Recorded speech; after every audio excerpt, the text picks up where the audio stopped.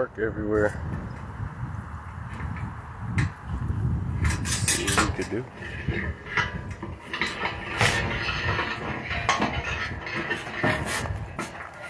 That's better.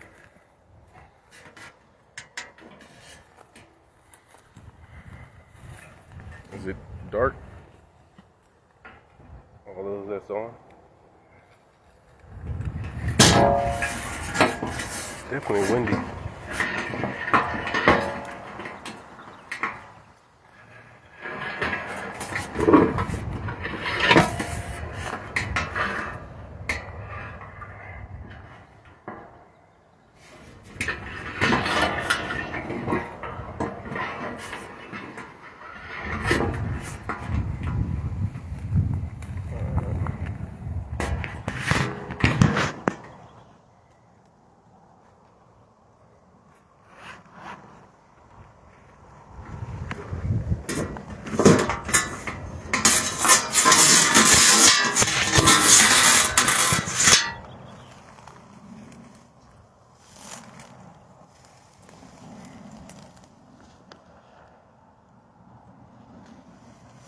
Shalom. Trying to find a place that's level, that also the wind won't kick it. It's windy over here. Praise the Almighty. About a couple minutes, then we'll get started. 2 more minutes. Thank the Almighty. Feast day, day 3.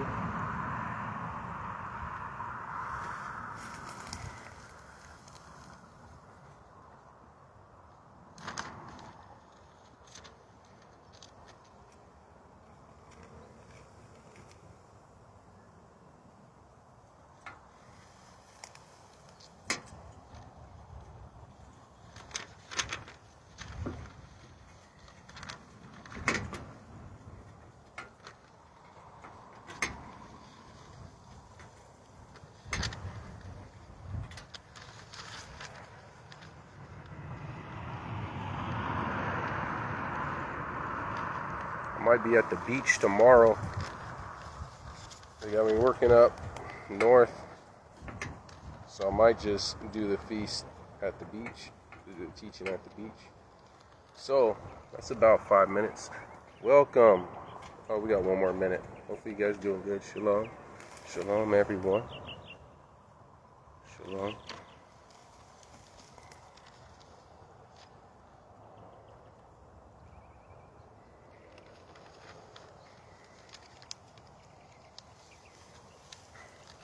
All right, let's get it. Welcome to True Hebrews United of the Almighty Yeshua.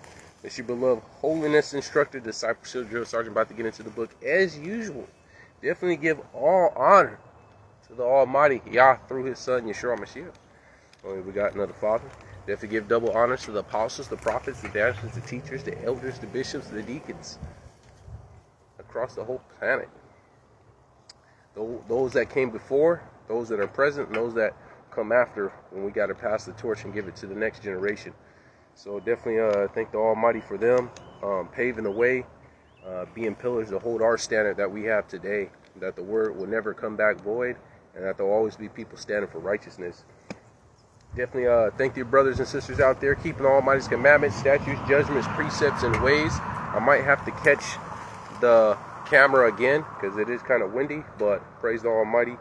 And it's feast day. All the people on the Facebook and YouTube, I love you guys. I want you guys to make it to the kingdom and be saved. I appreciate you guys. YouTube and Facebook, share, follow, like, comment. I appreciate you guys pressing the line. You never know what that shared video could do to someone, touch someone's heart and get them to repent from their sins and come to this gospel. So it's feast day, day 3. Praise the Almighty. Trucking along. So let's get into the book. With all that said being done, let's let the fingers do the walking and the scriptures do the talking. Give me Luke chapter 9. Luke chapter 9, we'll be dealing with unleavened bread a little bit. Playing on yesterday. I do want to teach on the fruits of the Spirit, but I don't want it to be on a shorter day. It'll be on like a high Sabbath or a normal Sabbath.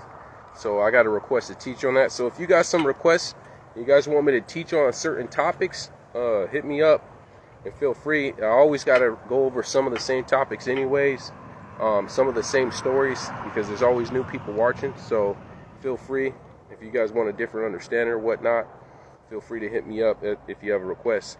Luke chapter 9. Luke chapter 9. Actually, give me Matthew chapter 19 first. And we're going to go to Luke chapter 9, but I want Matthew chapter 19 first.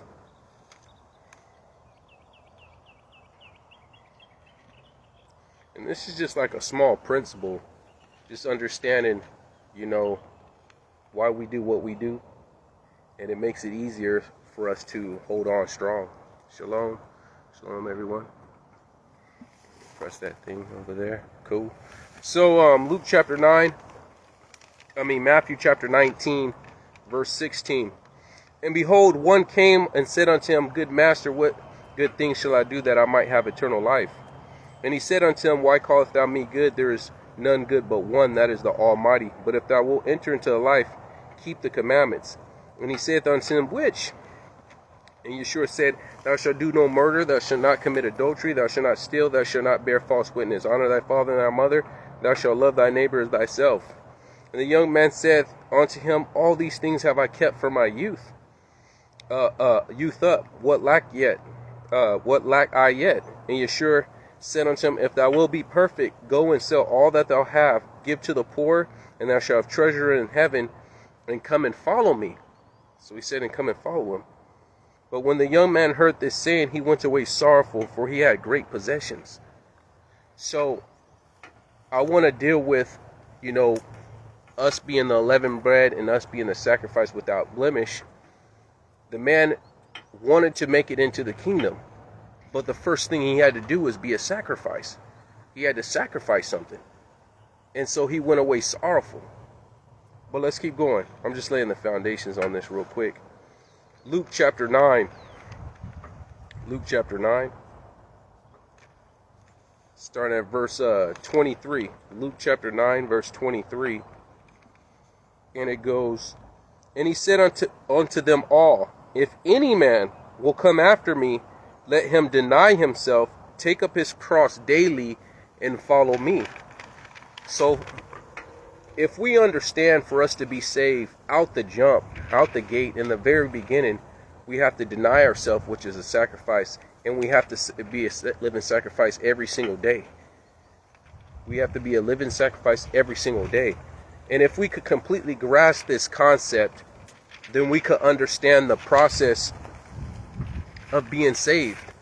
When you look at people at the gym, which I use that a lot, illustration. There's a lot of people that come into that gym with the expectation of looking at a certain physique or having a certain weight or doing certain things. But they really don't understand the sacrifice they have to do to make it. A lot of them, January and February, this New Year's Eve and all that stuff, resolution, all that stuff, their false New Year's resolution. And they come mentally saying, hey, I want to lose this many, I want to get in shape, this is my New Year's resolution. But about time March and April, the gyms are packed January and February. And about time March and April, it's back to the same old people that's been there the year. There'll be a couple of people that's still standing, but it'll be right back to the same numbers. And that's the likenesses. If we come to this gospel understanding that, hey, for us to serve the Most High, we have to be able to sacrifice daily. And I love that saying when it says, when Yeshua said, let this cup pass from me, because he didn't want to go through it. The flesh did not want to go through it. It says, nevertheless, not my will, let thy will be done. And when we wake up in the morning and we get out of the bed and you pray, some people pray or pray on the way to work or whatever time you pray and you understand it's not my will. Because my will is I want to go and look at these movies, or I want to go and do this, or I want to go to say this, or I want to go and tell my full mouthpiece to certain individuals and not be patient or whatever. Certain things come your way and your flesh desires certain actions, but every day we have to say to the Almighty, not my will, but let thy will be done. Let thy will be done. And so that's part of being a sacrifice. The same thing as that man that says, what must I do to be saved? So all that you have, pick up your cross sell all you have, give it to the poor, pick up your cross, and follow me. A simple a request, and he went away sorrowful. Last scripture, Romans chapter 12. And we hit on this the last 2 days as well. But Romans chapter 12. I beseech you, therefore, brethren, by the mercies of the Most High, that you present your bodies a living sacrifice, holy and acceptable unto the Almighty, which is a reasonable service. So he gave that rich man a reasonable service. And he told us, if any man come unto me, he has to deny himself and pick up your cross daily and follow me. The thing that I like about the Most High is he tells you, he doesn't give you these expectations out the gate, at the end. Like I tell people, when you're requesting these feast days off, tell them on the day you fill out the application or the day you're interviewing, I keep the Sabbath. Don't get the job and do a bait and switch. These companies will bait and say, oh, we got overtime, we got between 14 to 25 bucks an hour, and you're like, oh, I can make 25 bucks an hour, and they get you in, and then they keep you at 14. They may only have one position that pays 25 or 35 or whatnot, and they bait you in, and then at the end, oh, well, that position got filled and now you're stuck. No, the Almighty says, out the gate, if you want to follow me, if any man wants to make it into the kingdom, what must I do to be saved? You have to be willing to sacrifice daily. Every single day, my flesh wants to do something that is against the Most High. But it says, but I keep under my body and bring into subjection, lest by any means, when I preach to others, by myself am a castaway. Every single day, my flesh, like today, it wasn't something sinful. I was like, man, I want some candy. But I was like, no, I only have candy on the weekends. My flesh wants some sweets. But it's like, no, you need to have self-control and self-discipline. But that flesh, it'll be someone cut me off the other day. And it was cutting me off to the point where I almost got in an accident. And it would have been my fault because I don't have a camera on my thing, and it would have been my fault because I would have ran her. But how he cut me off and I beat my horn and he still forced his way through, where he kind of pretty much pushed me off the road, because it's like, yeah, if I hit you, it's still going to be your fault. Like when they come over and they see you and you beeping your horn and they still come over to where it's still going to be your fault in the insurance claim. And I rolled my window down and I had my water bottle and I'm about to just chuck that thing at that car. Like, hey, it is. If he pulls over, it is what it is. You know what I'm saying? What's popping? You know what I'm saying? But, not my will. Let the Almighty's will be done. Let the Almighty's will be done. Because it does say, render not evil, be evil. Be swift to hear, slow to speak, and slow to wrath. For the wrath of man works not in the righteousness of the Most High. And this is why it says, but I put under my body and keep it in subjection, lest by any means, lest when I preach to others, I mind myself and my castaway. Most of the situations I get into is either desire for the opposite sex or wanted to sock someone up for being stupid. Those are the most times where my flesh, I'm like, not my will, Almighty. My will, let me run across this dude if I wasn't serve the Almighty, and my will would be, yeah, but it's not my will, let your will be done. That flesh will always rise up against. If someone, somehow, some people are walking on water and then the flesh doesn't even bother them and it's not a daily fight, then that's their testimony. My testimony is I got to die to myself daily. I daily got to be a sacrifice, and every day I got to, hey, Almighty, it's not my will, let thy will be done. You know what I'm saying? Not my will, let your will be done. And I always want to walk on eggshells. I don't want to get complacent. I don't want to think I'm too stronger than what I am. Because when you do that, then you end up like Solomon. When you get old, you start building altars to false gods. When you do that, you get complacent like Eli, or you get complacent like Asa, or you get complacent like Balaam, and next thing you know, you outside the will of the Almighty. But if you always know, hey, every single day I have to fight against this flesh, I have to be a living sacrifice, and every single day you're on your guard. You don't get too comfortable, because right when you get too comfortable, that's when you get caught slipping. Soon as the wicked one or even your flesh sees weakness, it got you. You go to exercise, and guess what? First thing, right when you get out the gym, for some people trying to lose weight, your own mind, flesh, well, you went to the gym today, you might as well treat yourself with some ice cream. Already, the ice cream is 300 calories and you just burned off 150, so you're still going to be in negatives. It's not like you're going to be in a calorie deficit. So that's the same thing, your mind or the wicked one. I'm not blaming everything. I ain't going to be a false accuser, blame everything on Satan and demons and stuff like that. Sometimes it's your own mind is your worst enemy. So I wanted to do a comparison on even how we keep the feast days. Where's my paper at? There we go. How we keep the feast days. Look at our feast days. We got the Sabbath, we got Pentecost, we got Feast of Unleavened Bread, we got blowing of trumpets, we got Day of Atonement, and we got Feast of Tabernacles. So we have these feasts. So the Sabbath off top, you know, you can't watch TV, you can't have sex with your wife, you can't be on straight Facebook. If you're watching service on Facebook and doing the things of the Most High on Facebook, that's different. You know what I'm saying? You can't go pay bills. So it is not appeasing to the flesh keeping the Sabbath. The Sabbath is cool because you could sleep in. Other than sleeping in, that's probably like the only thing that appeases the flesh. But you're being a sacrifice and you're giving time to the Most High. And then some people love, you know, I like reading, but I can't read for a whole Sabbath. And I like praying, but I can't pray for 24 hours straight.